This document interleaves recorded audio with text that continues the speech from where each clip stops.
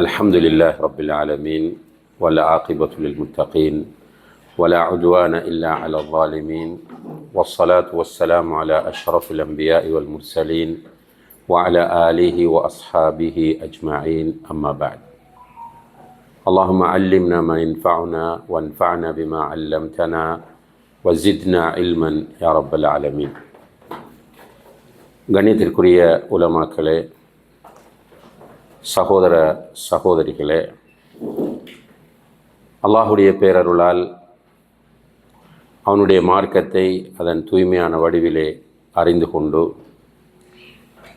நம்முடைய ஈமானை புதுப்பிப்பதோடு அமல்களிலும் ஈடுபாடு காட்ட வேண்டும், நரகத்திலிருந்து நம்மை பாதுகாத்து கொள்ள வேண்டும், சுவர்க்கத்துக்குரியவர்களாக மாற வேண்டும் என்கிற ஒரு தூய்மையான நோக்கத்தோடு இந்த நிகழ்ச்சியிலே நாம் எல்லோரும் கலந்திருக்கிறோம். அல்ஹம்துலில்லாஹ்.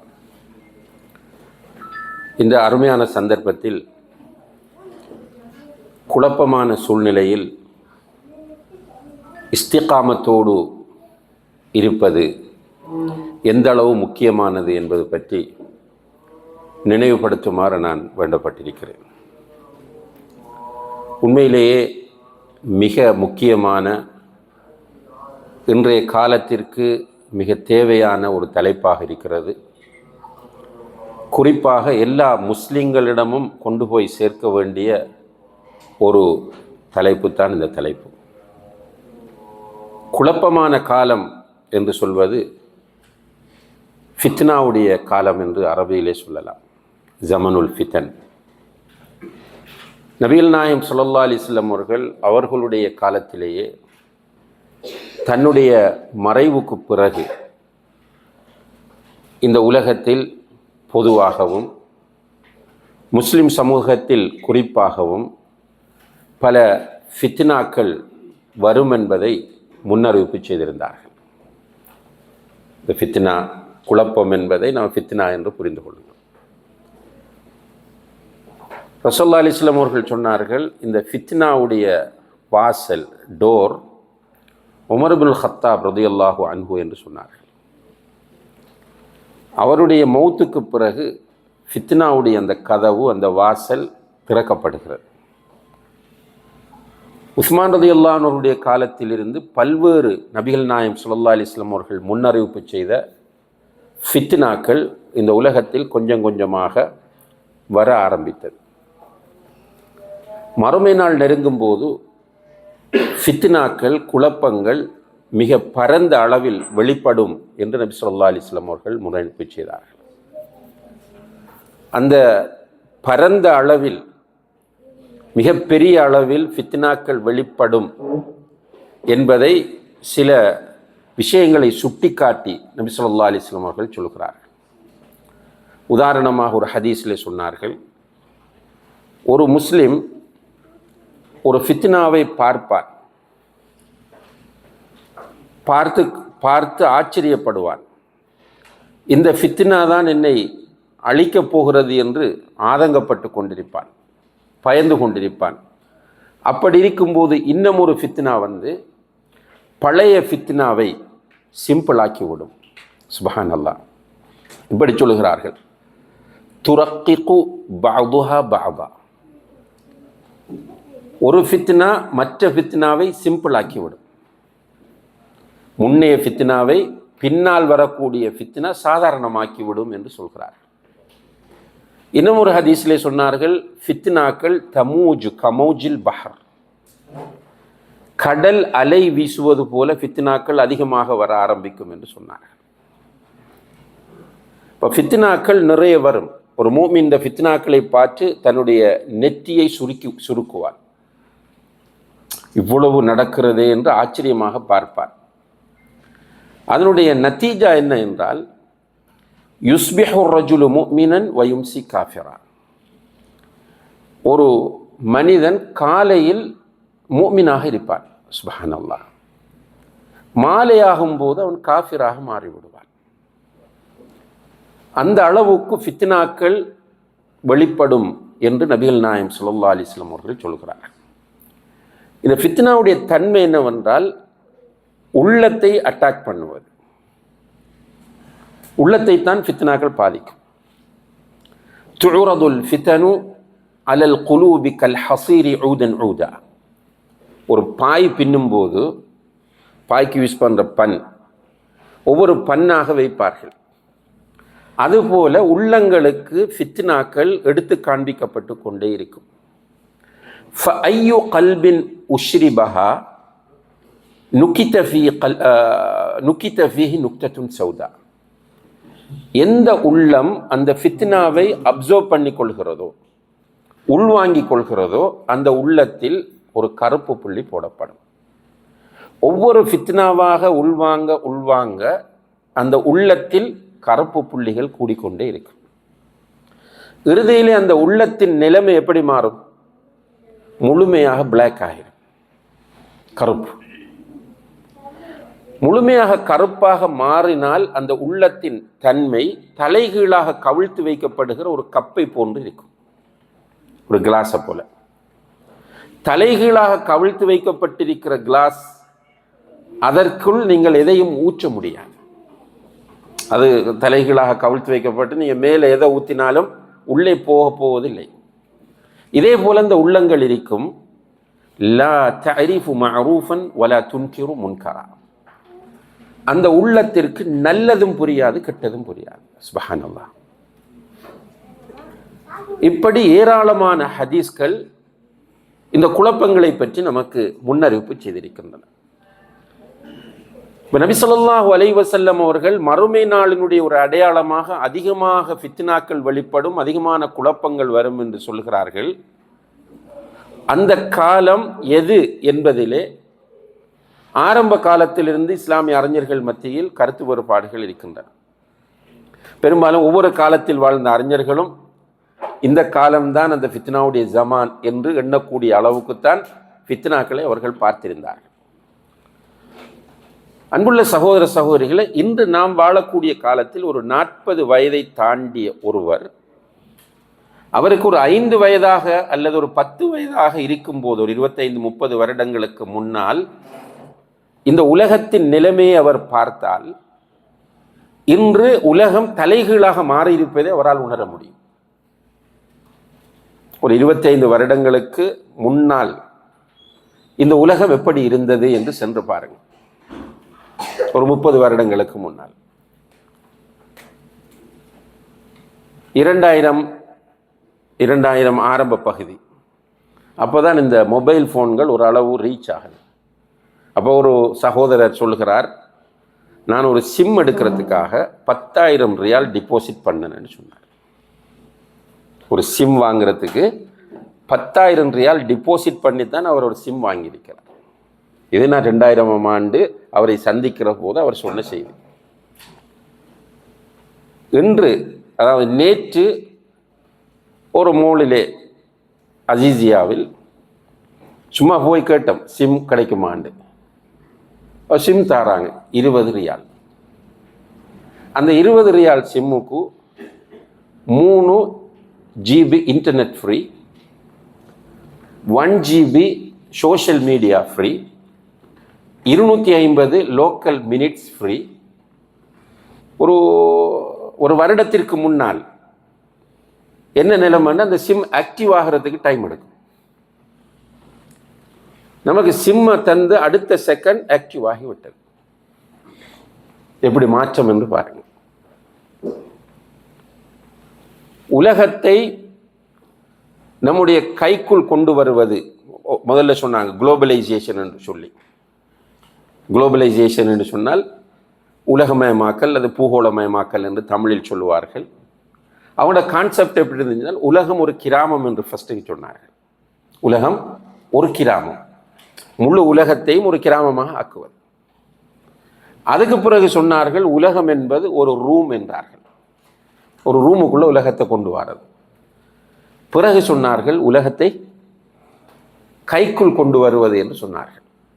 இன்றைக்கு அந்த கடைசி கட்டத்துக்குள்ள வந்துட்டோம், ஏஐ. இப்போ எல்லாருக்கும் இப்போ குழப்பம், பெரிய குழப்பம். என்ன இந்த வீடியோ ஒரிஜினலா ஏஐயா? எதையுமே நமக்கு எடுத்த உடனே நம்ப முடியாத ஒரு சூழ்நிலைக்கு வந்து விட்டோம்.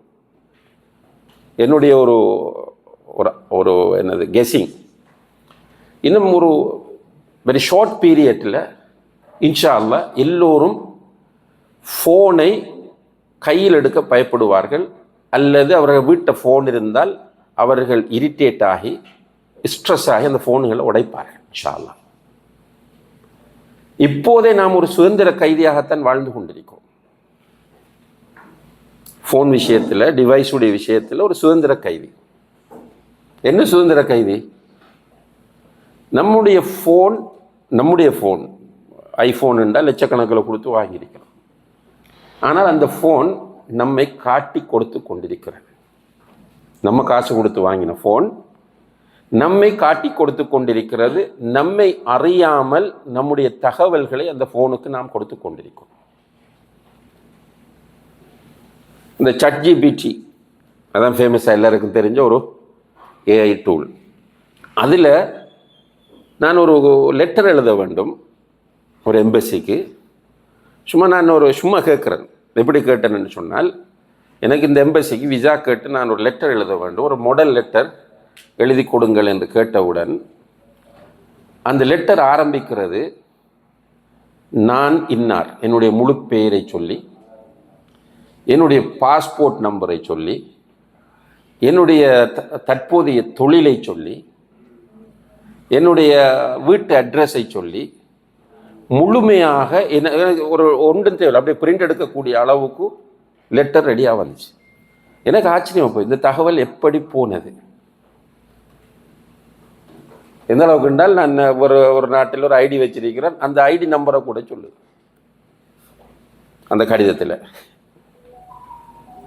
இப்போ இது நம்மை சுதந்திர கைதியாக இந்த ஃபோன் மாற்றி விட்டது. சுதந்திரமாக தெரிகிறோம், ஆனால் கைதிகள். இப்போ நமக்கு ஒன்றும் தெரியாது. நான் சொல்கிறேன், இந்த 50 வயசுக்கு மேல் உள்ளவங்க வேறொரு யுகத்தில் நான் வாழ்ந்து கொண்டிருக்கிறோம். நமக்கு ஐஃபோனுன்றது ஒரு பெருமைக்காக நம்ம ஐஃபோன் எடுக்கிறோமே தவிர ஐஃபோனுக்குள்ளே என்ன இருக்குன்றது நமக்கு தெரியாது. ஆனால் நம்மளோட 5 வயது 10 வயது பையனுக்கு ஐஃபோனை ஃபுல்லாக தெரியும். அவன் விரும்பினா ஏதோ மேட்ச் பண்ணிடுறான், அவன்கிட்ட ஃபோனில் நம்ம பார்க்குற அவளை அவன் பார்ப்பான். இப்படியான ஃபித்னாவினுடைய உச்சகட்டத்திற்கு நம்ம கிட்டத்தட்ட வந்து விட்டது போன்ற ஒரு ஃபீலிங் இருக்கிறது. இப்போ ஃபித்னாக்கள் நம்முடைய உள்ளத்திற்கு எடுத்து காண்பிக்கப்படும். ஃபித்னாக்களை உள்ளம் உள்வாங்க உள்ளத்தில் கருப்பு டாட்ஸ், கருப்பு புள்ளிகள் போடப்படும். இறுதியிலே அந்த உள்ளம் கருப்பு உள்ளமாக மாறும். கருப்பு உள்ளமாக மாறிவிட்டால் தலைகீழாக கவிழ்த்து வைக்கப்பட்ட ஒரு கிண்ணத்தை போல அது ஆகிவிடும். அதற்கு நல்லதும் புரியாது, கெட்டதும் புரியாது. அன்புள்ள சகோதர சகோதரர்களே, இந்த லெவலுக்கு இப்போ வந்துட்டோமா இல்லையா?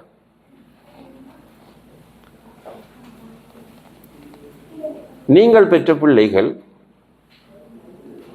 உங்களோட பிள்ளைக்கு நீங்கள் அட்வைஸ் பண்ணி பண்ணி பண்ணி பார்த்து முடியாமல் கடைசியில் எங்கே கூப்பிட்டு போகிறீங்க? கவுன்சிலிங். பிள்ளை கேட்குறான்ல, நல்லதும் புரியுதில்லை, கெட்டதும் புரியுதில்லை. சுப்ஹானல்லாஹ். நம்ம மகர் கொடுத்து ஹலாலா முடிச்ச நம்மட மனைவி அல்லாஹ் குர்ஆனில் டீல் பண்ண சொல்லான். எப்படி? வல்லாத்தி தகாஃபூன நுஷூஸஹுன்ன ஃபஇதூஹுன்ன. சுப்ஹானல்லாஹ். உங்களுடைய வைஃப்ஸ் உங்களுக்கு கட்டுப்பட மறுத்தால் அல்லது கட்டுப்படாமல் போகிறார்கள் என்று நீங்கள் பயந்தால் அவர்களுக்கு நீங்கள் கவுன்சிலிங் செய்யுங்கள். அப்படிதான் அல்லாஹ் குர்ஆனில் சொல்றான், ஃபஇதூஹுன்ன. ஆனால் இப்போ எங்கே கொண்டு போய் நிறுத்துறோம் வைஃபா? கவுன்சிலர். எப்போ கேள்விப்பட்டோம் இந்த கவுன்சிலிங்கிற வார்த்தையை? 2000 பிறகுதான். நமக்கு முதல்ல எல்லாம் தெரியாது, கவுன்சிலிங்கிற வார்த்தையே தெரியாது. நம்ம கிராமங்களில் எங்களோட ஊரில் எல்லாம் என்ன சொல்லுவாங்கண்டா, சின்ன மிஸ் அண்டர்ஸ்டாண்டிங் வரும் ஹஸ்பண்டுக்கும் ஒய்ஃபுக்கும் இடையில. மிஸ் அண்டர்ஸ்டாண்டிங் வந்தால் ஹஸ்பண்ட் என்ன செய்வார்னா வீட்டை விட்டு போயிடுவார். வீட்டை விட்டு போய் அவர் பேரண்ட்ஸுடைய வீட்டுக்கு அவர் போனால் அங்கே கணக்கெடுக்கவே மாட்டாங்க. இங்கே ஒய்ஃபோட வீட்லேயும் அவரை தேட மாட்டாங்க. இவர் 1 நாள் 2 நாள் இருந்து பார்த்துட்டு அவராக திரும்ப ரிட்டர்ன் வருவாராம். உள்ளே போகிறதுக்கு சின்ன ஒரு ஈகோ தடையாக இருக்கு. அப்போ அந்த நேரம் இந்த எங்களோட கிராமங்கள்ல எல்லாம் கல்லால் கட்டப்பட்ட மதில்கள் கிடையாது, ஓலைகளால் செய்யப்பட்ட வேலிகள், தகடுகள் இருக்கும், டின்ஷீட். இவர் வந்து அந்த வேலியில் அவர் விழுவார்.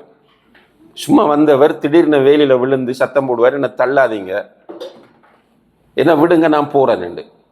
அவராக போய் தனியே போய் வேலியில் விழுந்து இப்படி சொல்லிட்டு வீட்டுக்குள்ளே போவார். நம்ம போய் பிரிஞ்சுட்டு போகும்னு போனால் விடுறாங்கல்ல, என்ன செய்ய, வர வேண்டிய சூழ்நிலைன்னு வந்து மறந்துடுவாங்க. இப்போ என்ன நடக்குது என்றால் எல்லோருக்கும் தெரியும், நம்ம எல்லோருமே அனுபவிக்கிற சோதனை தான், குழப்பம்தான். என்ன, திருமணம் முடித்து ஒரு சில நிறைய கேசஸ் நம்ம பார்க்குறோம். ஜின் பிடிச்சிட்டு ஒரு பிள்ளைக்கு திருமணம் முடித்து 1 வீக்கில் ஜின், என்ன பண்ணுறதுன்னு கேட்குறாங்க. அப்போ நம்ம உட்கார்ந்து அந்த பிள்ளையோட பேசினா அதுக்கு ஜின் அல்ல, மொபைல் பிரச்சனை. ஜின் அல்ல, மொபைல். இந்த மொபைலை பார்த்தால் இவர் மெசேஜ் அனுப்புகிறார், பழைய அவருடைய கேர்ள் ஃப்ரெண்டுக்கோ அல்லது ஒரு காதலிக்கோ மெசேஜ் அனுப்புகிறார், திருமணம் முடிச்சுட்டு நான் ஒன்றை மறக்க முடியலை. அந்த மெசேஜை பார்க்க அவளுக்கு தெரியும். நம்ம நினைக்கிறோம் இப்போ நம்மளோட ஃபோனை நம்மளோட ஒய்ஃப் மாதிரி என்ன பண்ணுறாங்கன்னு சொன்னால், வாட்ஸ்அப்பில் நம்மள டவுட் வந்துட்டுன்னா வாட்ஸ்அப்பை அவங்க மர்ச் பண்ணி வச்சிடறாங்க, நமக்கு வர மெசேஜ் அவங்களுக்கும் போகுது. அப்போ இவர் சொல்கிறார், இந்த என்னுடைய மனைவியோடு நான் வாழும்போது உன்னுடைய நினைவாகத்தான் இருக்கின்ற, அந்த பொண்ணுக்கு அதை ஜீரணிக்க முடியலை. இப்போ அது கவலையில் உட்கார்ந்துட்டு பேசுதில்லை, சிரிக்குதில்லை, அந்த புள்ள ஒழுங்காக சாப்பிடுதில்லை, தூங்கலை. இப்போ ஃபெமிலியாக்கள் என்ன முடிவு எடுக்கிறாங்க, ஜின் பிடிச்சிருக்கி, சூனியம் செய்யப்பட்டிருக்கிறது. சுப்ஹானல்லாஹ். நம்மளே நமக்கு நம்பிக்கை இல்லை சகோதர சகோதரிகளே. நான் சொல்கிற இந்த வார்த்தையை நீங்கள் புரியுவீங்கன்னு நினைக்கிறேன். நான் நம்மையே நம்மளால் நம்ப முடியாத ஒரு நிலைக்கு உலகம் மாறிவிட்டது. மாஷா அல்லாஹ் பயான் கேட்குறோம். அப்படி பயான் கேட்டுட்டு இருக்கும்போது ஒரு இன்ட்ரெஸ்டிங் வருது, நீயத்து வைக்கிறோம். உதாரணமாக ஷேக் அஜ்மி சொன்னாங்க, ரமலானை வரவேற்போம் என்கிற தலைப்பில் இப்படி இன்ஷா அல்லாஹ் இந்த ரமலானில் நான் அப்படி இப்படி செய்யணும், இன்ஷா அல்லாஹ் குர்ஆனை ஒரு தடவையாவது ஓதி முடிக்க வேண்டும், தர்ஜமா படிக்க வேண்டும், கியாமுல் லைல் ஈடுபட வேண்டும், தௌபா செய்ய வேண்டும். அப்படி ஒரு நியத்து இருக்கும் நமக்கு. இருந்துட்டு அப்படி எல்லாரும் பயான் முடிஞ்சதுக்கு பிறகு போகும்போது, நீண்ட நாளைக்கு பிறகு அல்லது சந்தித்து பேசிட்டு இருந்துட்டு குடும்ப பிரச்சனைகள் மற்ற எல்லாம் பேசிட்டு என்ன தலைப்பில் அஜ்மி மௌலவி பேசினார்ன்றதே நமக்கு ஞாபகம் இல்லை. நான் சொல்றது ரியலா இல்லையா? ஏன் நான் சில விஷயங்களை ப்ராக்டிக்கலாக செய்து காட்டுவேன். இப்போ சில இஜ்திமாக்கள் வைப்பார்கள், 4-5 பயான்கள் நடக்கும். கடைசி பயானை நமக்கு வந்தால் நான் கேட்போம், ஃபர்ஸ்ட் பயான் பண்ணது யாருண்டு. ஒரு நல்ல மௌலவி, நல்ல ஃபெட்டான மௌலவின்னு சொல்லுவாங்களே, ஒரு பேரை சொல்லியிருப்பாங்க, இவர் இன்னார் இந்த மதரசாவில் ஓதியவர், இது அதெல்லாம் நம்மளோட மண்டையிலேருந்து போயிடும். டேக் ஹோம் மெசேஜ் பயான்லேருந்து நம்ம இதுக்கு வரேன்டா, டேக் ஹோம் மெசேஜ்னு கொஞ்சம் இதை கொண்டு போகணும். அதுக்கு தான் பயானுக்கு போகிறது. நம்ம என்ன டேக் ஹோம் மெசேஜ் விட்ட கொண்டு போகிறோம்? இப்போ உள்ள சூழல் நான் நம்மண்டு உங்களை மட்டும் கேட்கல, உலகத்தில் உள்ள எல்லா முஸ்லீம்களையும் பார்த்து கேட்கிறேன். ஒரு ஹொத்துபா, அந்த ஹொத்துபாவிலிருந்து நம்ம வீட்டுக்கு கொண்டு செல்லக்கூடிய மெசேஜ் என்ன? ஒரு பயான், ஒரு நசீஹா, அதிலிருந்து வீட்டுக்கு கொண்டு செல்லக்கூடிய மெசேஜ் என்ன? ஒரு இஜ்திமா, அந்த இஜ்திமாவிலிருந்து நம்ம வீட்டுக்கு கொண்டு செல்லக்கூடிய டேக் ஹோம் மெசேஜ் என்ன? என்ன கொண்டு போகிறோம்? யாராவது போய் இந்த பயானில் இருக்கிறாங்க ஒரு சிலர், நான் கேட்குறது பரவலாக, இந்த பயானில் உள்ள நல்ல விஷயங்கள் எடுத்துகிட்டு போய் வைஃப் வரல, பிள்ளைகள் வரல, உட்கார்ந்து இன்றைக்கு இதை பேசினாங்க, இன்ஷா அல்லாஹ் இந்த ரமலானில் நம்ம இப்படி ப்ராக்டிஸ் பண்ணுவோமா? அப்படியெல்லாம் இருக்காது. ஊரில் சரி வெளிநாட்டுக்கு வந்தாலும் சரி, என்ன டேக் ஹோம் மெசேஜ் என்றால், 3 மௌலவிகள் பேசியிருப்பார்கள். இதில் யார் ஒருவர் ஒரு சின்ன தவறு விட்டாரோ அந்த தவறு மட்டும்தான் டேக் ஹோம் மெசேஜாக இன்று இருக்கிறது என்பதை யாருமே மறக்க மாட்டோம். அதைத்தான் காலம் முழுக்க போட்டு நம்ம பேசிட்டு இருப்போம். சுப்ஹானல்லாஹ், ஃபித்னாவுடைய தன்மையை பாருங்க. அன்புள்ள சகோதர சகோதரிகளே, ரசூல் ஸல்லல்லாஹு அலைஹி வஸல்லம் அவர்கள் சொன்னார்கள், இன்ன மின் வராஇக்கும் ஐயாம ஸப்ரின். உங்களுக்கு பிறகு சஹாபாக்கள்கிட்ட சொல்கிறாங்க, உங்களுக்கு பிறகு பொறுமையோடு இருக்க வேண்டிய காலம் வரும். உங்களுக்கு பிறகு பொறுமையோடு இருக்க வேண்டிய காலம் வரும். அல் முத்தமஸ்ஸிகு ஃபீஹி, அந்த காலத்தில் மார்க்கப்பற்றுடன் வாழ்வது என்பது, அல்லது ஒருவர் மார்க்கப்பற்றுடன் வாழ்கிறார் என்றால் 50 ஷஹீதுகளுடைய நன்மை அவர் பெறுவார் என்று சொன்னார்கள். சஹாபாக்கள் கேட்டார்கள், யா ரசூலுல்லாஹ் 50 ஷஹீத் அவர்களுடைய காலத்தில் உள்ள ஷஹீதுடைய நன்மையா அல்லது எங்களுடைய காலத்தில் உள்ள ஷஹீதுடைய நன்மையான்னு கேட்டாங்க. என்ன, 2 ஷஹீதுக்கும் வித்தியாசம் இல்லை. ரசூலுல்லாஹி அலைஹி வஸல்லம் காலத்தில் வாழ்ந்த ஷஹீதுகளுடைய நன்மை அது தனி. அப்ப அவர்களுடைய காலத்தில் உள்ள ஷஹீதுடைய நன்மையா அல்லது எங்களுடைய காலத்தில் உள்ள ஷஹீதுகளுடைய நன்மையா என்று கேட்டதற்கு, உங்களுடைய காலத்தில் உள்ள 50 ஷஹீதுகளுடைய நன்மை அவருக்கு கிடைக்கும் என்றார். சஹாபாக்கள் 50 ஷஹீதுக்கு என்ன நன்மை கிடைக்குமோ அந்த நன்மை அந்த காலத்தில் மார்க்கப்பற்றுடன் இருக்கிறவருக்கு கிடைக்கும். இன்னும் ஒரு ரிவாயத்தில் வருது, யத்தி அலன்னாசி ஜமான் அல் முத்தமஸ்ஸிகு லிதீனிஹி கல் காபிது அலல் ஜம்ர். ஒரு காலம் வரும், மார்க்கத்தை பின்பற்றி வாழ்வது என்பது கையில் நெருப்பு தணலை வைத்திருப்பது போன்று காணப்படும் என்றார்கள். அல்லாஹ் அக்பர். அன்புள்ள சகோதர சகோதரிகளே, இதை இப்போது நாம் உணர்கிறோமா இல்லையா? நல்ல பயான், மார்க்ஸ் போடுவோம், நிறைய மதிப்பெண் கொடுப்போம், சூப்பர் பயானா மாஷா அல்லாஹ். ஆனால் வீட்டில் ஒரு ஃபங்க்ஷன். எந்த அடிப்படையில் அந்த ஃபங்க்ஷன் அமையுது? ஒரு ஆலிம் சாகிட்ட போய், ஒரு மௌலையிட்ட போய், என்னுடைய இந்த ஃபங்க்ஷன் வீட்டில் நிக்காக நடக்க போகிறது, இந்த நிக்காக எப்படி மார்க்க அடிப்படையில் நான் அமைத்துக் கொள்வது? எத்தனை பேர் கேட்குறாங்க? நல்ல மார்க்க பற்றி தாவா சென்றரோடு தொடர்பு, மாஷா அல்லாஹ், மദ്രസാக்களுக்கு அன்பளிப்பு, சதகா, நிறைய மார்க்க விஷயங்களில் டிஸ்கஷன், ஃபேஸ்புக்கில் ஷேரிங் எல்லாம் பண்ணுறாங்க. ஆனால் அந்த திருமணம் நடக்கிற டயத்தில் மட்டும் ஒரு பிரேக் மார்க்கத்துக்கு. கேட்டால் ஒரு டைம் தானே மகளுக்கு திருமணம். எல்லா விதமான பிதாத்துகள், ஜாஹிலியத்துகள், ஆடம்பரம், வீண்விரயம் அவ்வளவையும் பண்ணி முடிச்சுட்டு தான் அதுக்கப்புறம் திரும்ப ஒரு உம்ராக்கு போய் தௌபா செஞ்சுட்டு அடுத்தது ஸ்டார்ட்.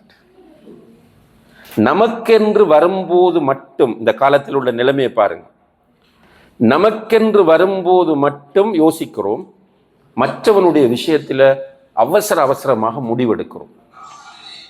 அதான் ஒரு அழகான ஒரு வார்த்தையை பார்க்க கிடைத்தது.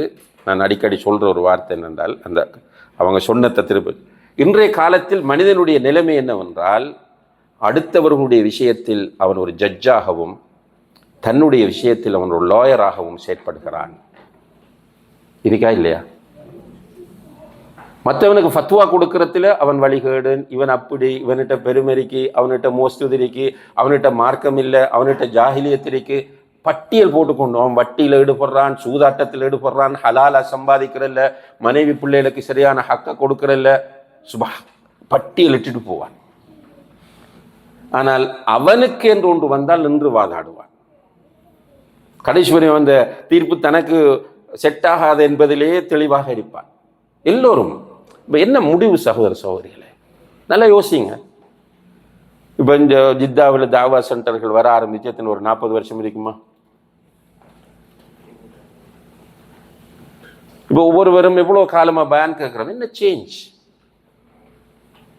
லைஃப்பில், என்ன மாற்றம்? சும்மா புள்ள கிடைச்ச உடனே அக்கீக்காவை பற்றி கேள்வி கேட்குறதும், பேர் வைக்கிறதுக்கு ஒரு மௌலவியை தேடுவதும், அது ஒரு திருமண நிகழ்வில் வந்து அந்த திருமணத்திற்கு ஒரு பயான் பண்ணிட்டு போகிறதும், இது வல்ல இஸ்லாம்.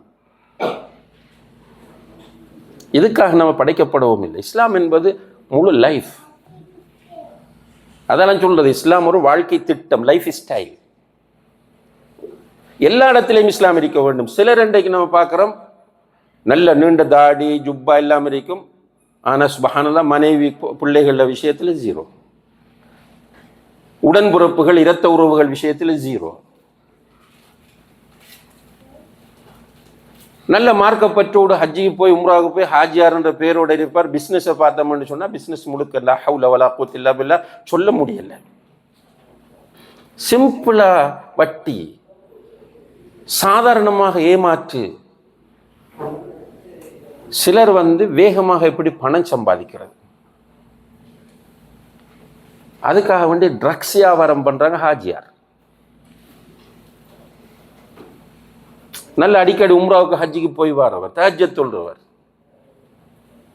என்னென்னால் இந்த ஃபித்னா உள்ளத்தை அப்படியே ஒரு கருப்பு உள்ளங்களாக மாற்றி விட்டன. அல்லாஹ் பாதுகாக்க வேண்டும்.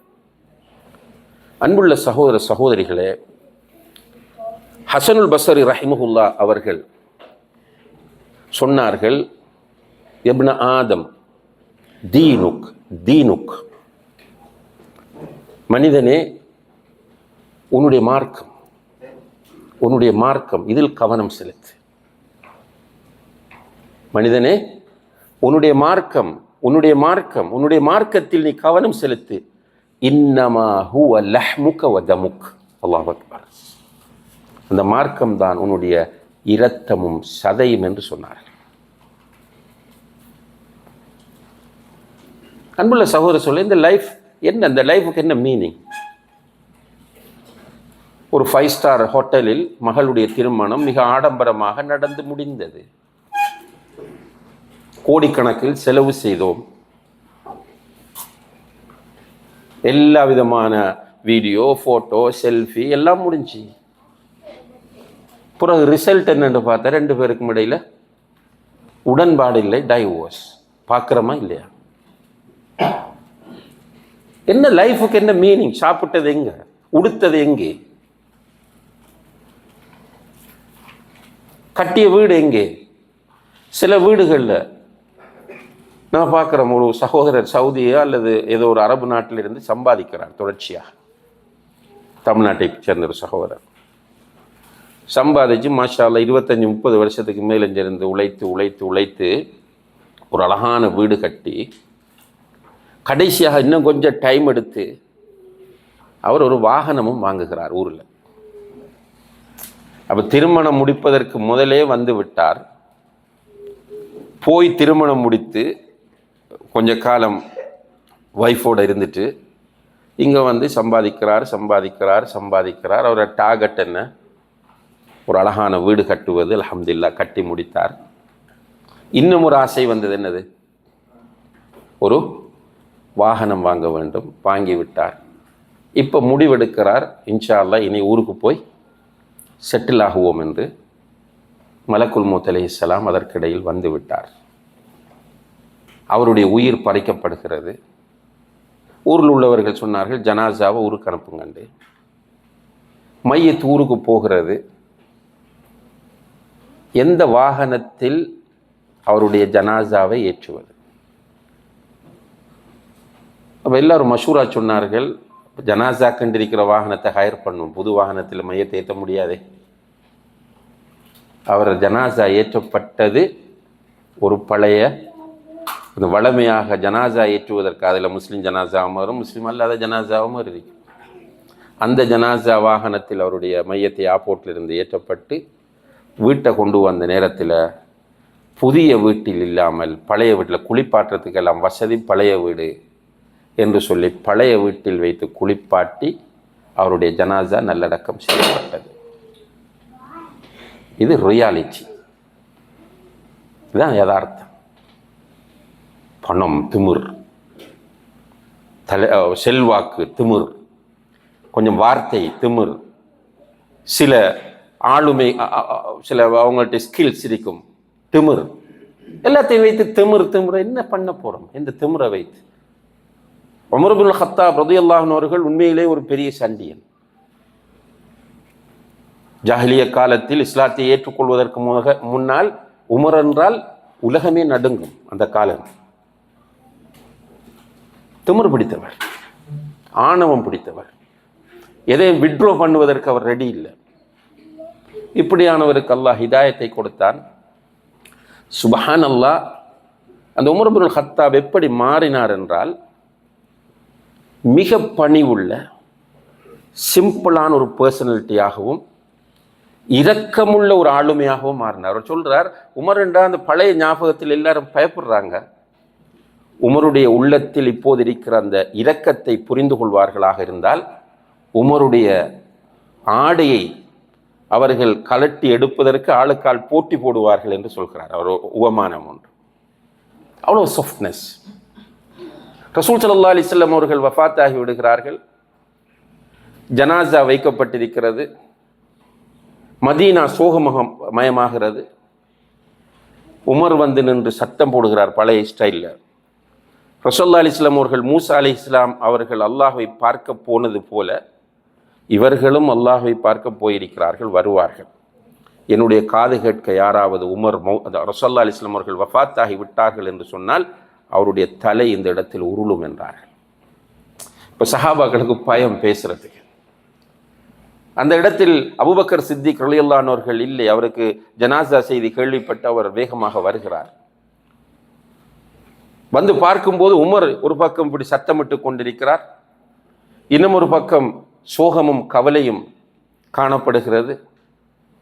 அபூபக்கர் சித்திக் ரலியல்லாஹு அன்ஹு அவர்கள் வந்து மூடப்பட்டிருந்த துணியால் மூடி வைக்கப்பட்டிருந்த அந்த ஜனாசாவை திறந்து பார்த்து அல்லாஹுடைய தூதரின் நெற்றியிலே முத்தமிடுகிறார். முத்தமிட்டு விட்டு சொன்னார், திப்த ஹய்யன் வ மையித்தன் யா ரசூலல்லாஹ்.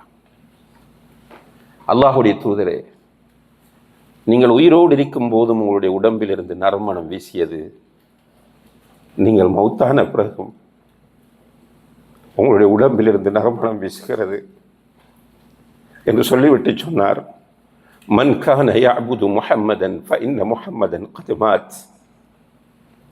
யார் முஹம்மதை வணங்கி கொண்டிருந்தாரோ அவர் புரிந்து கொள்ளட்டும், முஹம்மத் மௌத்தாகிவிட்டார் ஸல்லல்லாஹு அலைஹி வஸல்லம். வமன் கான யஅபுதுல்லாஹ ஃபஇன்னல்லாஹ ஹய்யுன் லா யமூத். யார் அல்லாஹ்வை வணங்கி கொண்டிருந்தாரோ அவர் புரிந்து கொள்ளட்டும், அல்லாஹ் தான் என்றென்றும் உயிரோடு இருப்பவன் என்று சொல்லிவிட்டு ஒரு குர்ஆன் வசனத்தை ஓதுகிறார்கள். உமக்கு முன்னால் இருந்தவர்கள் மூத்தாகிவிட்டார்கள், நீயும் மூத்தாகக்கூடியவரே என்கிற அந்த வசனத்தை ஓதிய போது இந்த சம்பவத்தை பிறகு உமர் ரலியல்லாஹு அன்ஹு அவர்கள் சொன்னார்கள், அபூபக்கர் ரலியல்லாஹு அன்ஹு அவர்கள் வந்து இதை ஓதிய போது அந்த வசனம் அப்போது அருளப்பட்டது போன்ற ஒரு உணர்வை நான் பெற்றேன். என்னுடைய உடம்பு பலவீனம் அடைந்து விட்டது. அதாவது எனக்கு அதுக்கு மேலே பேசுறதுக்கு வார்த்தைகள் வரவில்லை. எப்படி இஸ்லாம் மாற்றியது?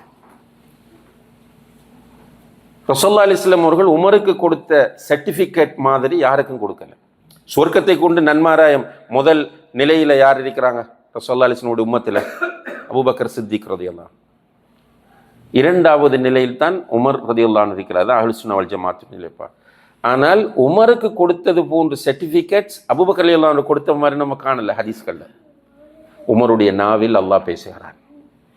இது அவர காதுக்கும் கேட்ட செய்தி. உமர் ஒரு வழியால் சென்றால் அந்த பக்கம் ஷைத்தான் வரமாட்டான். இது அவருடைய காது கேட்க ரசூலுல்லாஹி அலைஹி வஸல்லம் சொன்னது. மிஅராஜ் போன நேரத்தில் உமருடைய வீட்டை அல்லாஹ் காட்டுகிறார். ஜிப்ரீல் அலைஹிஸ்ஸலாம் அவர்கள் காண்பிக்கிறார்கள். இதுதான் உமருடைய வீடு சொர்க்கத்தில். சுப்ஹானல்லாஹ். ரசூலுல்லாஹி அலைஹி வஸல்லம் அவர்கள் வந்து சொன்னார்கள், உமரே, சுவர்க்கத்தில் உன்னுடைய வீட்டை நான் பார்த்தேன். உள்ள போக ஆசையாக இருந்தது, இருந்தாலும் உன்னுடைய ரோஷம் ஞாபகத்திற்கு வந்ததனால் நான் உள்ளே போகவில்லை என்றார்கள். உமர் அழுதார்.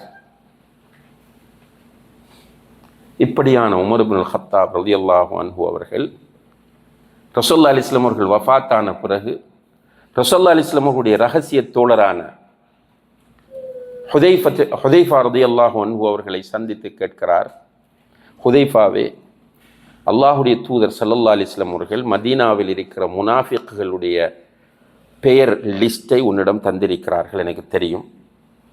அந்த லிஸ்ட்டை நீ என்னிடம் காண்பி என்று கேட்கிறார். ஹுதைஃபா சொன்னார், உமரே, இது அமானிதமாக ஒப்படைக்கப்பட்டது, காட்ட முடியாது என்றார். உமர் ரலியல்லாஹு அன்ஹு அவர்கள் சொன்னார்கள், ஹுதைஃபாவே, எனக்கு ஃபுல் லிஸ்ட் வேண்டாம், எனக்கு முழு லிஸ்ட் தேவையில்லை. நம்ம லிஸ்ட் கேட்டு இப்போ எதுக்குண்டா யார் யார் நம்ம மட்டும்தான் பியோர், நம்மளோட மைண்ட் செட் அப்படி தான் இருக்கு. இப்போது குடும்ப வாழ்க்கையில் கூட கணவன் மனைவின்னு எடுத்தால் நாம் பெர்ஃபெக்ட், மனைவி தான் ராங். பிள்ளை வளர்ப்பில் நாம் பெர்ஃபெக்ட், பிள்ளைகள் தான் ராங். கம்பெனியில் நான் பெர்ஃபெக்ட், மற்றவங்க தான் ராங். தாவாவில் நான் மட்டும்தான் பெர்ஃபெக்ட், மற்றவங்க எல்லாருமே ஃபெயிலியர். இதுதான் நம்மளோட இப்போ இருக்கிற மைண்ட் செட். இதான் நான் இதை புரிய வைக்கிறது தான் இவ்வளோ தூரம் வாரேன் நான். இதுதான் நம்முடைய ஃபித்னாவுடைய தாக்கம்.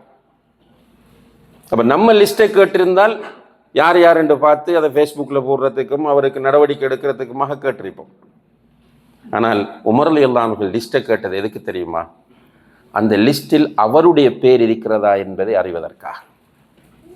ஹுதைஃபா சொன்னார், உமரே, அந்த லிஸ்டில் உங்களுடைய பேர் இல்லை, ஆனால் இதற்கு பிறகு யாருக்கும் இந்த தகவல் கூட சொல்ல மாட்டேன்.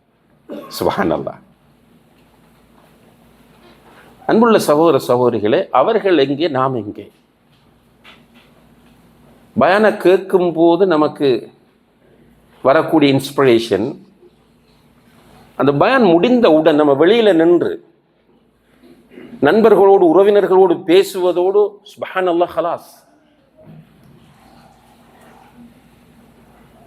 பயான் பண்ணி கொண்டிருக்கும் போது நம்ம நினைக்கிறோம், தஹஜ்ஜத்தை பற்றி ஷேக் சொன்னார், இன்ஷா அல்லாஹ் இன்றையிலிருந்து தஹஜ்ஜத் தொழணும். ஹலால் ஹராமை பற்றி பேசினார்கள், இன்ஷா அல்லாஹ் நான் ஹராமிலிருந்து விடுபடணும் அப்படின்னு நினைக்கிறோம். ஆனால் சென்டரை விட்டு வெளியே போகும்போது, மஸ்ஜிதை விட்டு வெளியே போகும்போது பயான் 100% மறந்து எப்படி நேற்று நாம் வீட்டில் உறங்கினோமோ அதே முறையில் தான் இன்றைக்கு வீட்டில் உறங்குகிறோம். சரியா தப்பா நான் சொல்கிறது? ஃபித்னாக்குள்ள அகப்பட்டு கொண்டிருக்கிறோம். அல்லாஹ் பாதுகாக்கும். ஆனால் இன்னும் ஒரு பக்கம் அன்புள்ள சகோதர சகோதரிகளை, மௌத்தும் நம்மை துரத்தி கொண்டிருக்கிறார். ரசூலுல்லாஹி அலைஹி வஸல்லம் அவர்கள் முன்னறிவிப்பு செய்த விஷயங்களில் ஒன்று மௌத்துல் ஃபுஜ்ஆ அல்லது மௌத்துல் ஃபஜ்ஆ என்று சொல்லக்கூடிய திடீர் மரணங்கள் அதிகரிப்பது. திடீர் மௌத். ஒருவர் 60க்கு பிறகு மௌத்தாகிறார், அதை திடீர் மௌத்து என்று பெரிய அளவுக்கு சொல்ல முடியாது. என்ற ரசூலுல்லாஹி சொல்லிட்டாங்க. ஒரு அடியானுடைய, என்னுடைய உம்மத்தில் உள்ள ஒருவனுடைய ஏஜ் வந்து 60க்கும் 70க்கும் இடைப்பட்டது. அப்போ அது முன்னறிவிப்பு செய்யப்பட்ட ஒரு ஏஜ். ஆனால் இன்று நம்ம பார்க்கிற மரணங்கள் அது அனர்த்தமாக இருக்கலாம், டிசாஸ்டரில் மௌத்தாகிறது. சும்மா வீட்டில் உட்கார்ந்துட்டு இருக்கிறாங்க, திடீர்னு வந்து பாம்பு விழுகுதா இல்லையா? ரோட்டில் போகிறான், திடீர்னு ஆக்சிடென்ட்ஸ், திடீர் மௌத்துகளை நிறைய பார்க்குறோம். இப்போ கட்டாரில் ஒரு ஸ்ரீலங்கன் சொசைட்டியில் ஒரு குரூப்பில் என்ன ஆட் பண்ணியிருக்கிறாங்க, ஜனாசா செய்து கிட்டத்தட்ட ஸ்ரீலங்கா சகோதரர்கள் சின்ன சின்ன ஏஜில் 35, 30 வயது, 27 வயதில் மௌத்துன்னு அவ்வப்போது மெசேஜ் வந்து கொண்டே இருக்கிறது. அந்த குரூப்பில் இருக்கிறதால நமக்கு தெரியுது. திடீர் மரணம். வேலைக்கு போனவர் திடீரென மௌத்தாகிறார். அப்போ திடீர் மரணங்கள் நடக்கின்றன. நம்முடைய கையாலேயே ஜனாசாக்களை தூக்குகிறோம், ஜனாசாவை ரிலீஸ் பண்ணுகிறோம், ஜனாசாவை ஊருக்கு அனுப்புகிறோம், குளிப்பாட்டுகிறோம், கபனிடுகிறோம், கபருக்குள்ளே தூக்கி வைக்கிறோம். ஆனால் நம்மளோட உள்ளத்தில் எந்த மாற்றம் இல்லை. நான் அப்படியே தான் இருக்கிறேன், எந்த சேஞ்சும் இல்லை. என்னுடைய பிஸ்னஸ் ஸ்டைல் எடுத்து பாருங்கள், இடையில சின்ன சின்ன விஷயம் நடக்குது. அப்பப்போ ஜமாத்தோடு தொழுது கொள்வோம், ஜும்மாவுக்கு போவோம், ஒரு மூட் வந்தால் உம்ராவுக்கு போவோம், அதெல்லாம் அப்பப்போ நடக்குது தான். சதக்கா ஒரு மூட் வந்தால் கொடுப்போம், ஜக்காத் ஒரு மூட் வந்தால் கொடுப்போம். ஆனால் ஒரு இஸ்லாம் விரும்பக்கூடிய வாழ்க்கை முறையை நம்மால் கடைபிடிக்க முடிகிறதா என்று கேட்டால் முடியலை. இதுதான் ஃபித்னா. அல் முத்தமஸ்ஸிகு லிதீனிஹி கல் காபித் அலல் ஜம்ர். ஜக்காத்து கொடுக்க கஷ்டமாக இருக்கு. மனச்சாட்சியோடு ஒவ்வொருவருக்கும் மனச்சாட்சி இருக்கு. ஜக்காத்துக்கு ஒரு சிஸ்டமும் இருக்கு. அந்த சிஸ்டப்படி எத்தனை பேர் ஜக்காத்து கொடுக்குறோம்? ஒரு பொருளாதாரம் ஹலாலாகவும் வருது, ஹராமாகவும் வருது. இப்போ முஹ்தலத், ஹராமும் ஹலாமும் மிக்ஸ்ட் ஆயிட்டு, ஹலாலும் ஹராமும் மிக்ஸ்ட் ஆயிட்டு. இதுக்குரிய சட்டம் இருக்கு. எத்தனை பேர் அதை ஃபீல் பண்ணுறோம்? கடன் கேட்குறோம் நிறைய பேர். இன்றைக்கு நான் உங்களோடு மட்டும் பேசவில்லை, முன்னால் உட்கார்ந்திருக்கிறவர்களோடு மட்டும் பேசவில்லை, நம்மளுடைய முழு இடங்களை நம்ம பார்த்து பேசுகிறோம். கடன் வாங்குறாங்க சகோதர சகோதரிகளை, கொடுக்குற நியத்தே இல்லை. ப்ராமிஸ் பண்ணுறாங்க, அதை பிரேக் பண்ணுறது சிம்பிள். அது முனாஃபிக்கினுடைய ஒரு தன்மை. ப்ரோமிஸை பிரேக் பண்ணுறது, வாக்குறுதியை மீறுவது, மாறு செய்வது ஒரு முனாஃபிக்கினுடைய தன்மை என்று ஹதீஸ் சொல்லுது. அதெல்லாம் சின்ன விஷயங்கள். ஆனால் நீங்கள் பார்க்கலாம் சில இடங்களில் இப்போ சில பிதஅத்துகளை நம்ம கண்டிப்போம். கண்டிச்சா ஒரு ஜின் பிடிச்ச மாதிரி எழும்பிட்டு நிற்பார் அவர். அல்லது எத்தஹப்பத்துஹு மின ஷைத்தான் என்று குர்ஆனில் சொல்கிற மாதிரி ஷைத்தான் பிடிச்சால் மாதிரி எழும்பிக்கு நிற்பார். பள்ளிக்குள்ளே ஆரவாரப்படுவார், நிற்பார். இவனை பள்ளி கெடுக்கக்கூடாது, இவன் ஹொத்துபா கொடுக்கக்கூடாது, பயான் கொடுக்கக்கூடாது. இன்னும் ஒரு பக்கம் போய் பார்த்தீங்கன்னு சொன்னால் ஏதாவது ஒரு சுன்னாவுடைய விஷயத்தில் ரெண்டு கருத்துக்கு இடம்பாடான ஒரு விஷயத்தில் ஒரு கருத்தை தொங்கி பிடித்து கொண்டு அடிப்பிடிப்பட்டு பள்ளிக்குள்ளே வந்த ஒரு ஜென்டில்மேனாக அமைதியை தேடி பள்ளிக்குள்ளே வந்தவர்கள் இதுக்கு பிறகு இந்த பள்ளிக்கு போகக்கூடாது என்கிற அளவுக்கு சண்டை செய்வாங்க. எதுக்கு? இரண்டு கருத்துக்கு ஃபிக்ஹில் இடம்பாடான ஒரு விஷயத்தை பேசுறதுக்கு. ஆனால் அவரை வீட்டை போய் பார்த்தா தெரியும், வீட்டில் தீனுக்கும் அவருக்கும் சம்பந்தமே இல்லை. அவரை பிஸ்னஸை போய் பார்த்தா தெரியும், அவர் கொடுக்கல் வாங்கலில் ஜீரோ. எல்லாமே ஃபித்னாவுடைய வெளிப்பாடுகள். இப்போ இந்த காலத்தில் இப்படியே சொல்லி கொண்டு போகலாம் நிறைய. இப்போ எனக்கும் உங்களுக்கும் என்ன தேவை? நான் மௌத்தாகும் போது அல்லாஹ் பொருந்தி கொண்ட நிலையில் நான் மௌத்தாக வேண்டும். சூரத்துல் ஃபஜ்ரை நீங்கள் ஓதுங்க திரும்ப கட்டாயமாக இன்ஷா அல்லாஹ். நீங்கள் கிளாஸுக்கு வந்திருக்கிறவங்களாவது ஒரு வாய்ப்பை ஏற்படுத்தி, நைட்டுக்குன்னு சொன்னால் சாத்தியப்படும் தெரியாது, ஒரு வாய்ப்பை ஏற்படுத்தி சூரத்துல் ஃபஜ்ர் ஒரு 3 தடவை தர்ஜமாவை படிங்க. நிறைய செய்திகள் உங்களுக்கு புரியும். அதில் இறுதி பகுதியில் அல்லாஹ் சொல்லுகிறான், மஹ்ஷரில் நடக்கக்கூடிய ஒரு காட்சியை சொல்லிவிட்டு, யா ஐயத்துஹன் நஃப்சுல் முத்மஇன்னா இர்ஜிஇ இலா ரப்பிகி ராதியத்தன் மர்தியா ஃபதுகுலி ஃபி இபாதி வதுகுலி ஜன்னதி. உண்மையாக இந்த விஷன், என்னுடைய டார்கெட், இதை தவிர வேறொன்றும் இருக்கக்கூடாது. இது நான் என்கிட்ட உண்மையாக இப்படி ஒரு விஷன் இருக்கிறதா? இந்த உலகத்தில் வாழும்போது இந்த புள்ள ஓத வேண்டும், இந்த புள்ள படிக்க வேண்டும், இந்த புள்ள மார்க்கத்தோடு வர வேண்டும் என்றெல்லாம் நம்ம கவலைப்படுறோமே. என்னுடைய விஷன் நாளை மஹ்ஷரிலே வைத்து அல்லாஹ் என்னை பார்த்து அல்லது மலக்குகள் என்னை பார்த்து, யா ஐயத்துஹன் நஃப்சுல் முத்மஇன்னா, அமைதியான ஆத்மாவே, யா ஐயத்துஹன் நஃப்சுல் முத்மஇன்னா இர்ஜிஇ இலா ரப்பிகி ராதியத்தன் மர்தியா, பொருந்தி கொண்ட நிலையில், பொருந்தி கொள்ளப்பட்ட நிலையில் உன்னுடைய ரப்பிடம் நீ திரும்பு. உனக்கும் ஒரு பெரிய திருத்திருக்க வேண்டும். அதே நேரத்தில் அல்லாஹ் உன்னை பொருந்தி கொண்டிருக்க வேண்டும். ஃபதுகுலி ஃபி இபாதி வதுகுலி ஜன்னதி, என்னுடைய அடியார்களுக்குள்ள போய் சேர்ந்து கொள். இதுக்குள்ள முனாஃபிக்குகள் அப்படி மிங்கிளாகி இருப்பார்கள்.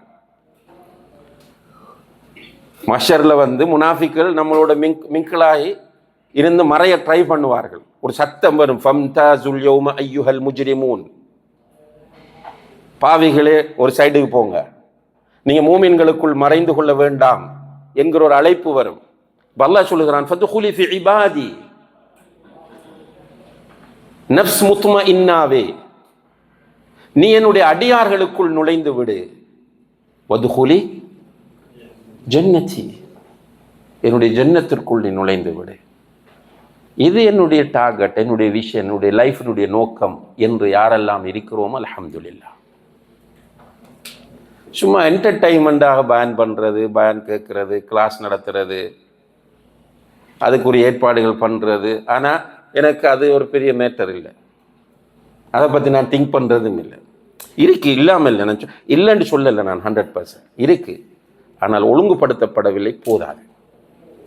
நம்மிடத்தில் ஒரு பரீட்சையாக, ஒரு சோதனையாக துனியாவும் ஆகிராவும் வைக்கப்பட்ட எது மிகைக்குதுப்பா?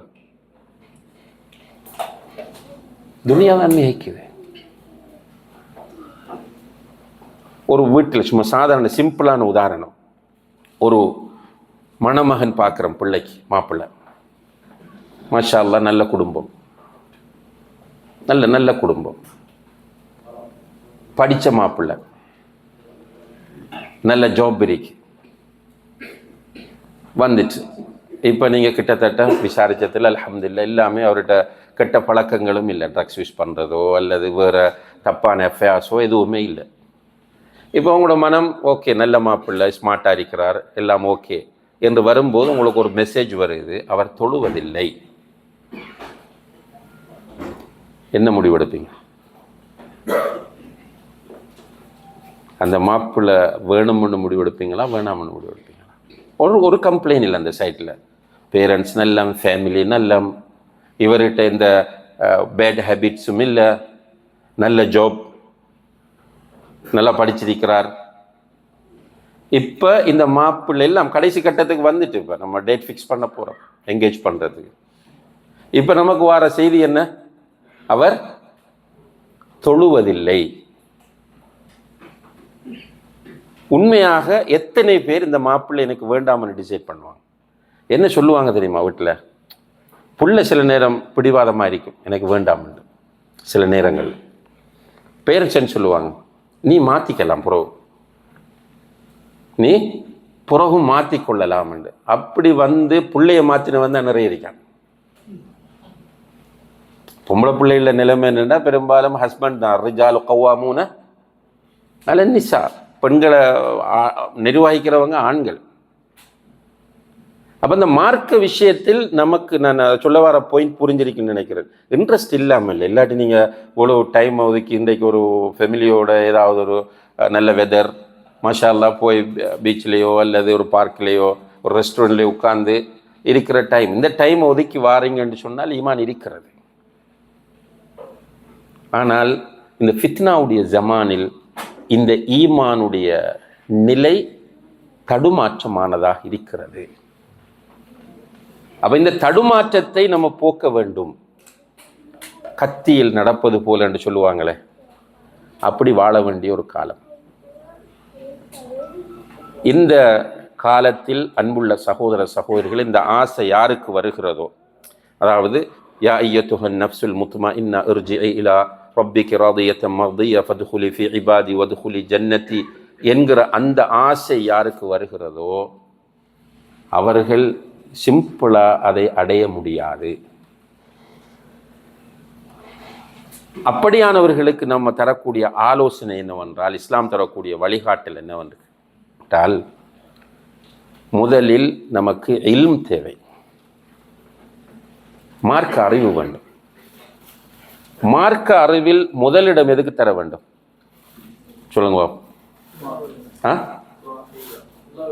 அல்லாஹ்வை அறிய வேண்டும்.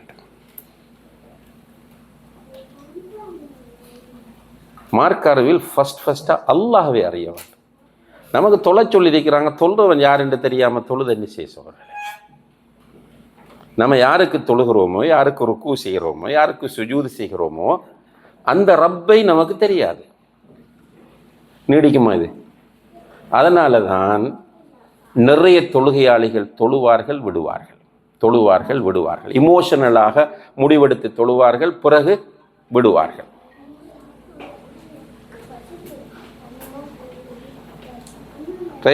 இந்த நிலையிலிருந்து நம்ம மாற வேண்டும் என்றால் அல்லாஹ்வை அறிய வேண்டும். நான் சும்மா தரபியாக்களை கேட்பேன், உங்கள்கிட்ட கேட்கல, நீங்கள் மனசுக்குள்ளே பதில் சொல்லிக்கொள்ளுங்க. நான் நிறைய கேட்டிருக்கிறேன். எனக்கு அல்லாஹ்வை தெரியும் என்று சொல்கிறவங்க கையை தூக்குங்கன்னு கேட்பேன். அதோட சேர்த்து ஒரு கண்டிஷனும் சொல்லுவேன்.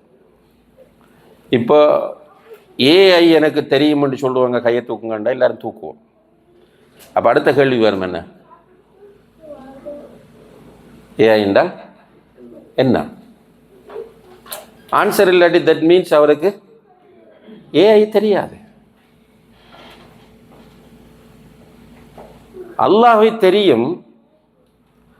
அல்லாஹ் யார், அல்லாஹுடைய சிஃபாத்துகள் என்ன, அல்லாஹுடைய அஸ்மாக்கள் என்ன, தௌஹீதுல் அஸ்மா வஸ்ஸிஃபாத் என்றால் என்ன, அல்லாஹ் எங்கே இருக்கிறான், அல்லாஹ் எல்லா இடங்களிலும் இருக்கிறான் என்கிற செய்தி சரியா தப்பா? இப்படி ஒரு 10 கேள்வியை கேட்டோம்னா அவர்கிட்ட அதுக்கு ஆன்சர் இல்லை. அன்புள்ள சகோதர சகோதரிகளே, மனிதன் என்கிற வகையில் நமக்கு யாரை பிடிக்கும்னு சொல்லுங்க? யாரோட நீண்ட நேரம் உட்கார்ந்து பேசுறதுக்கு விரும்புவோம்?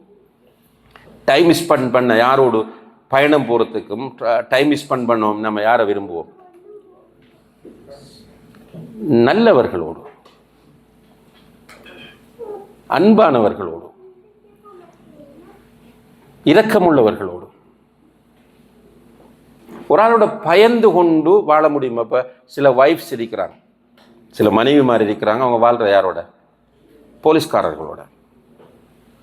வீட்டில் போலீஸ்காரர். சில பிள்ளைகள் இருக்கிறார்கள், அவங்க யாரோட வாழ்கிறாங்க? போலீஸ். அவர் என்ன நினைக்கிறார் என்றால், நான் போலீஸ்காரனாக இருந்தால் தான் நல்ல தந்தை என்று நினைக்கிறார். நிறைய வீடுகளில் பிள்ளைகள் பெற்றோருக்கு இப்போ நம்ம ஒரு அளவு உருவாக்குறோம். இப்போ நிறைய பேரண்டிங் என்று கேள்விப்பட்டு பிள்ளைகள் வந்து முத்தமுடுறாங்க, கையை முத்தமுடுறாங்க. பெரிய வயது வந்த பிள்ளைகள் கூட, பொம்பளை பிள்ளைகளாக இருந்தாலும் நம்மளை பயணம் அனுப்பும்போது ஹக் பண்ணுறாங்க, கிஸ் பண்ணுறாங்க. இதெல்லாம் நடக்குது இப்போ ஓரளவு. கொஞ்சம் முன்னாடி உள்ளவங்க நம்மளோட பாப்பா கை கொடுத்துருக்கோமா? நம்ம அம்மாவை கிஸ் பண்ணிருக்கோமா? ஹக் பண்ணிருக்கிறோமா? இல்லை. ரைட். உண்மையிலேயே ஒரு அன்பு இரக்கமுள்ள ஸ்கூலில் படித்தவங்க எல்லாரும் எந்த டீச்சரை பிடிக்கும்? இரக்கம் காட்டுற ஆசிரியரை தான் நமக்கு பிடிக்கும். இப்போ நமக்கு ஃபர்ஸ்ட்ல இருந்து சொல்லித்தரப்பட்டது அல்லாஹை பற்றி என்ன? எப்படி சொன்னாங்க? அல்லாஹ் இரக்கமுள்ளவன்னு சொன்னாங்களா? அல்லாஹ் பயப்படுங்கன்னாங்களா? அல்லாஹ் பயந்துக்கங்க, அல்லாஹ் பயந்துங்க. சின்ன வயசில் நம்ம பிள்ளைகளுக்கு என்ன பொய் சொல்லாத, உன்னை தூக்கி நரகத்தில் போடுவான், உன்னை நாக்க வெட்டுவான். இப்போ என்ன வரும் என்னுடைய மனதில்? அந்த சின்ன குழந்தையினுடைய மனதில் என்ன வரும் என்றால், அல்லாஹ் ஒரு பயங்கரமான, நஅூது பில்லாஹ், அல்லாஹ் நம்மை மன்னிக்க வேண்டும். ஒரு ஸ்கூல் ஆசிரியர் என்னிடம் சொன்னார். அவர் போய் கேட்டிருக்கிறார் ஒரு அளவான ஏஜ் பிள்ளைகள்கிட்ட, ஒரு 16-17 வயது பிள்ளைகள்கிட்ட, அல்லாஹ் எப்படி இருப்பான்னு நீங்கள் கற்பனை பண்ணுறீங்க?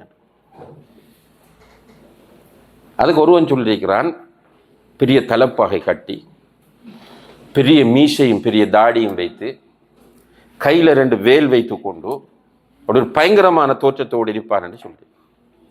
இது முஸ்லீம் ஸ்கூலில் ஒரு முஸ்லீம் ஆசிரியர் என்னிடம் சொன்ன செய்தி. என்னென்னா, அல்லாஹ் பயப்படு, அல்லாஹ் பயப்படு, அல்லாஹ் பயப்படு, அல்லாஹ் பயந்துக்க. பயந்து கொள் என்று சொல்லப்பட்டிருக்கிறதே தவிர அல்லாஹுடைய இரக்கத்தை பற்றி சொல்லப்படலை.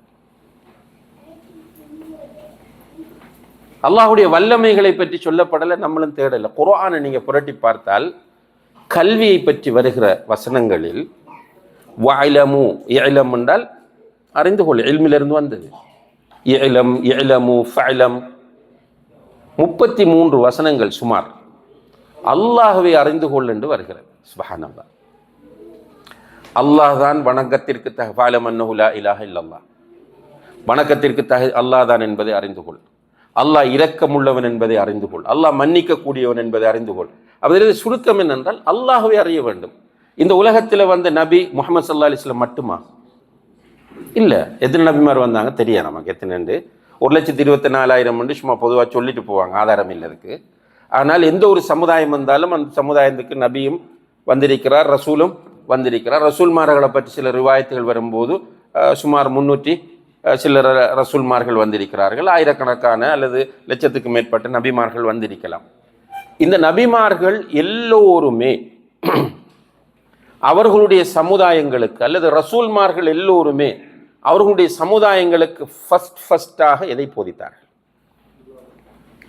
அல்லாஹ்வை பற்றி தான் சொன்னாங்க.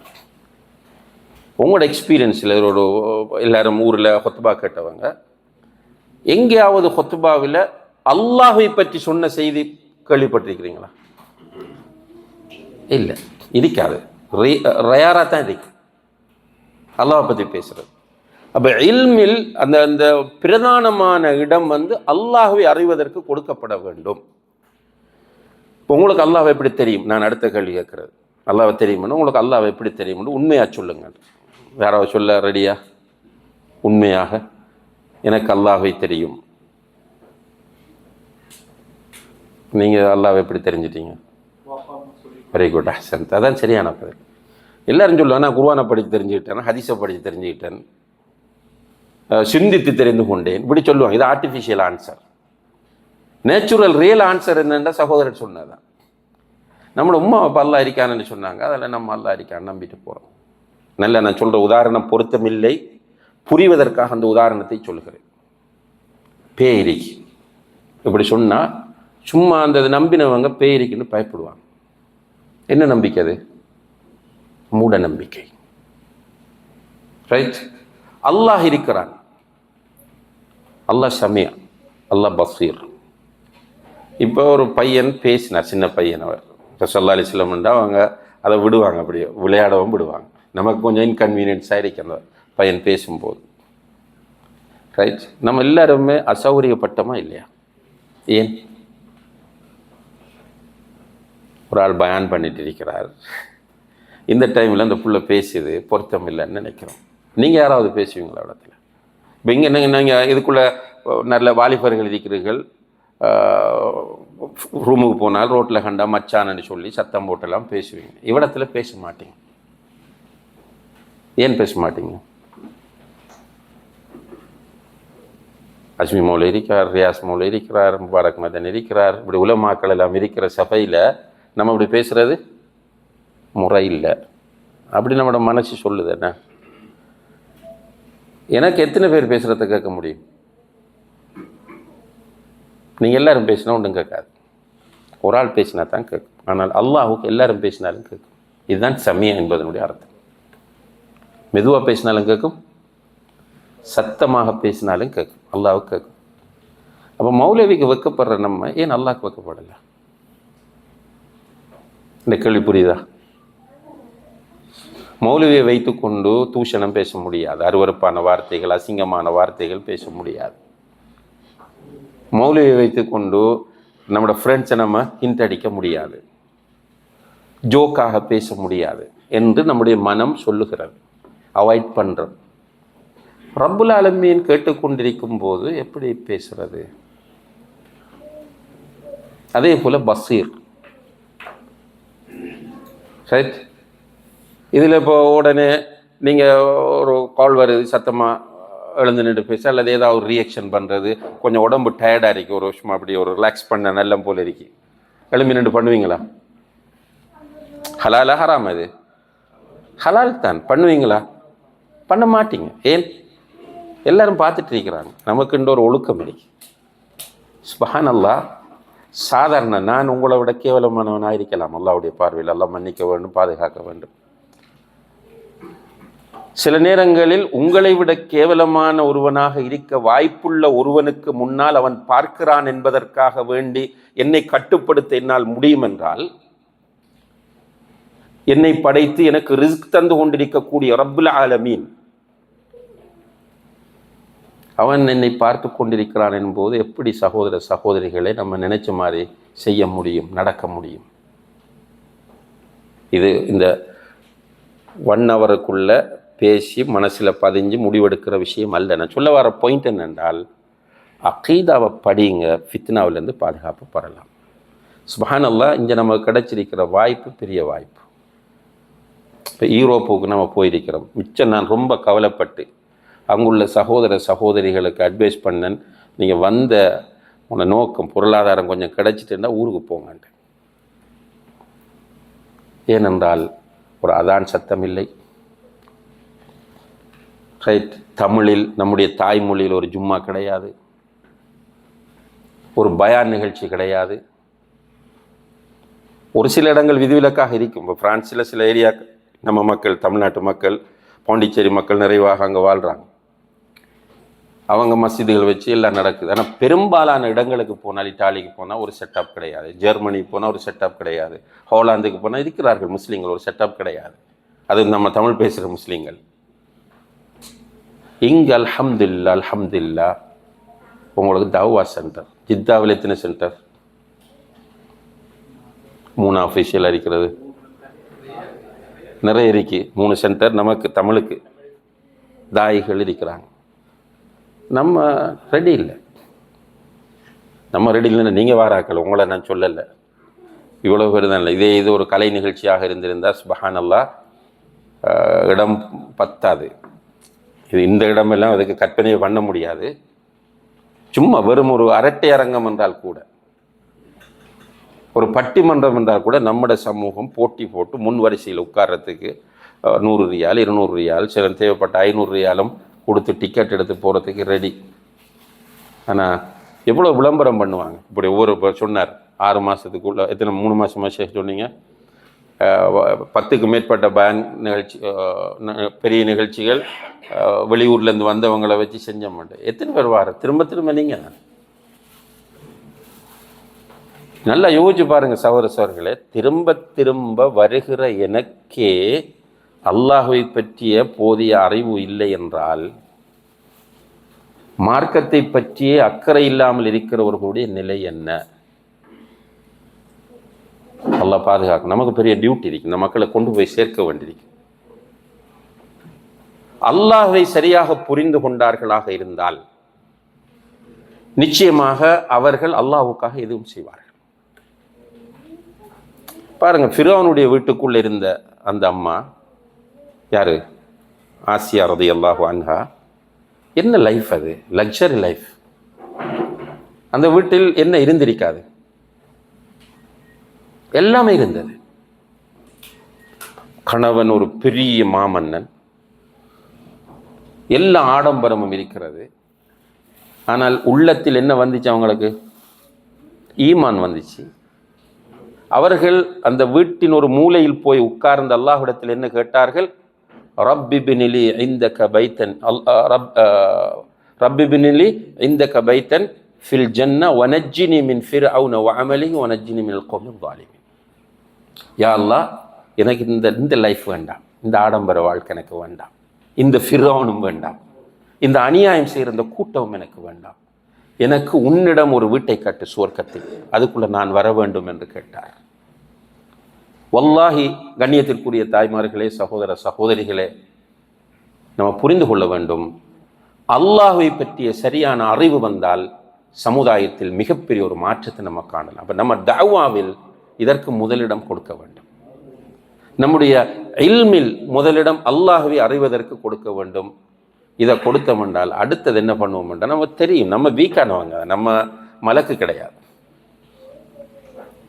ரசூலுல்லாஹி அலைஹி வஸல்லம் ஒரு ரியலான மனிதர், சுப்ஹானல்லாஹ், யதார்த்தமான மனிதர்.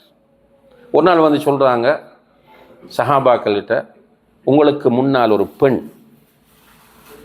ஒரு அசிங்கமான கோலத்தில் வந்து உங்களுடைய ஆசை தூண்டப்பட்டால் நீங்கள் உங்களுடைய மனைவியிடம் போங்கள்.